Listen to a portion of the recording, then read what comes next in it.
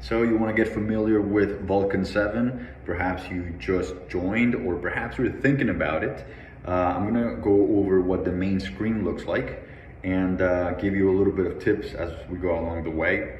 If you are still deciding or considering whether to join or not, I personally highly recommend it. I'm going to go ahead and leave a affiliate link in the description. So if you decide to join after you watch this or right now, you can go ahead and click that, and you should be able to get the best promotion that they have right now. Usually is a month for free or 50% off. It varies. Let's go ahead and get started. You can follow along with me at my cursor here with the arrow. So this is like your main screen. Of course, you can navigate from this, but let's go over what this looks like here. So let's start with the top left. Of course, you have Vulcan 7, your caller ID, which you can choose to use your own or one provided by Vulcan 7. They recommend the one provided by Vulcan 7 because it's already, let's say, it's less likely to get blocked by phone or by service providers. Okay, and I can go over more detail on that in a moment. I personally decided to use the number that Vulcan 7 provided for that reason. Anyway, so that's what's there. Then on the right we have here in the middle duration, the contacts, how many contacts you've actually spoken to. It's not how many times the phone rang. It's not how many times you got a voicemail. It's actually how many conversations with a human being you had. Okay, now that can be pretty important, especially if you're trying to get some sort of promo. Sometimes they require you to at least reach a certain number of contacts in order for you to qualify for promos. So in other words, they want to make sure that you actually tried using the software. So in my case, when I first joined, I had to make a certain number of contacts in order to get a second month for free. So if you really want to make some business, generate some business with the service, you're going to do it anyways. And it was pretty easy to get it done anyways. So that's contacts, then calls, talks, emails. A lot of this information is not necessarily that important on a daily basis, but some people like to track everything they do, so they have it there for you.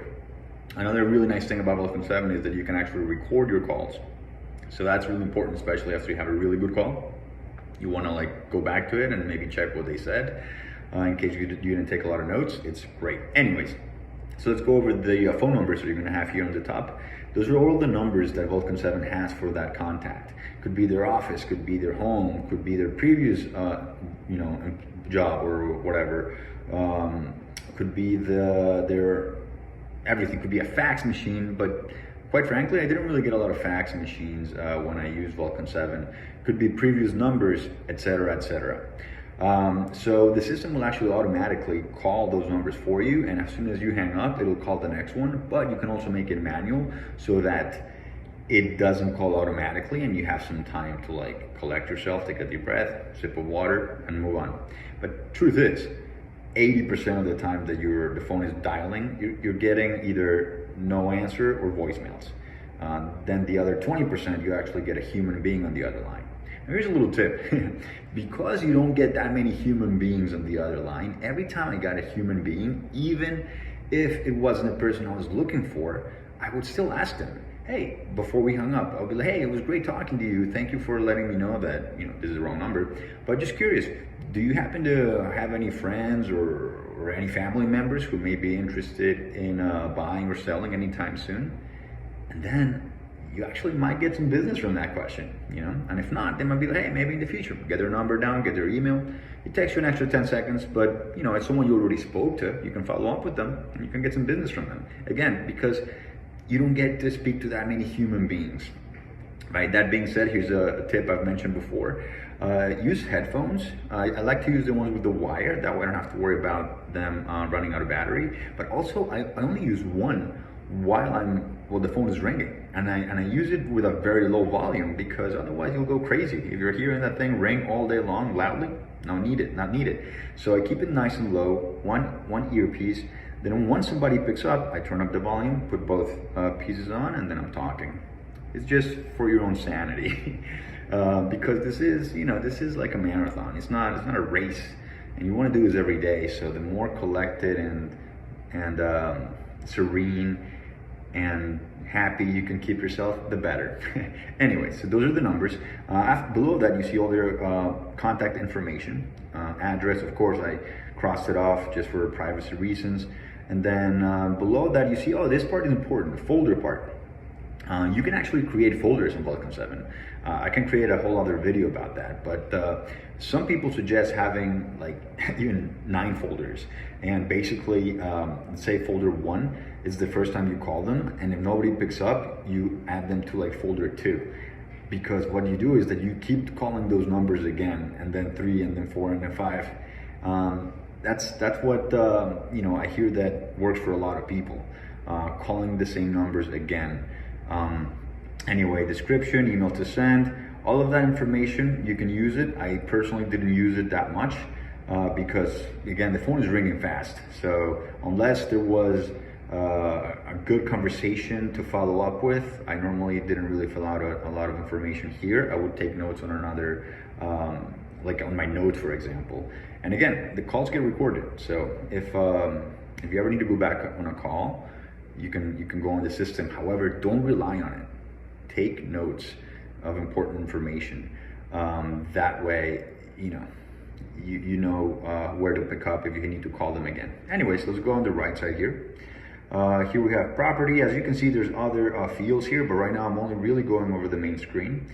So here's the MLS number, which it can be important. I used to copy and paste it on Matrix or Zillow or whatever so that you can see the property.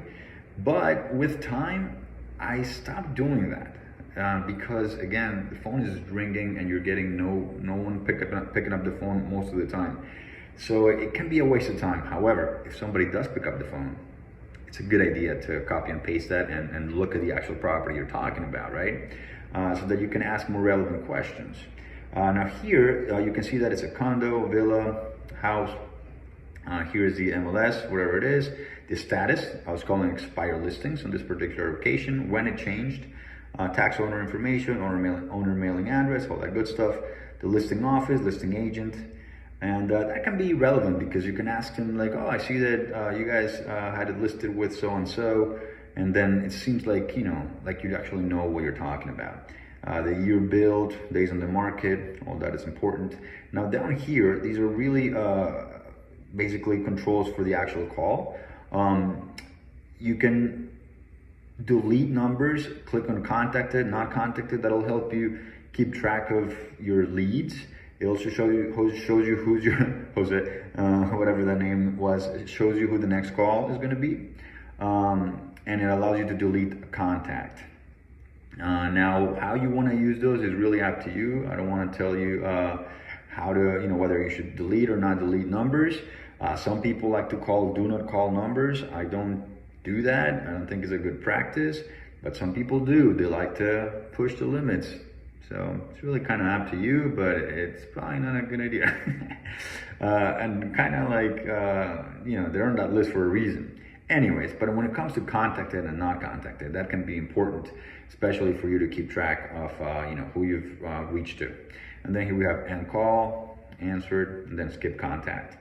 And that's pretty much it for this main screen here. And if you have any questions, feel free to put them on the chat. I'm gonna create more of these videos for you so that you get more familiar with the system. But if you want, you can take a screenshot of this and save it and look at it and maybe draw it down on a piece of paper so you get really familiar.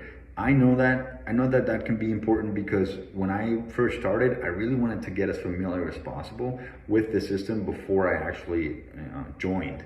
Because if you join for a month, you have 30 days. So ideally, if you can hit the ground running and just be as familiar as possible with the platform, I think it's ideal.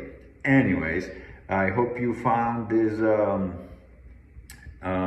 beneficial for you.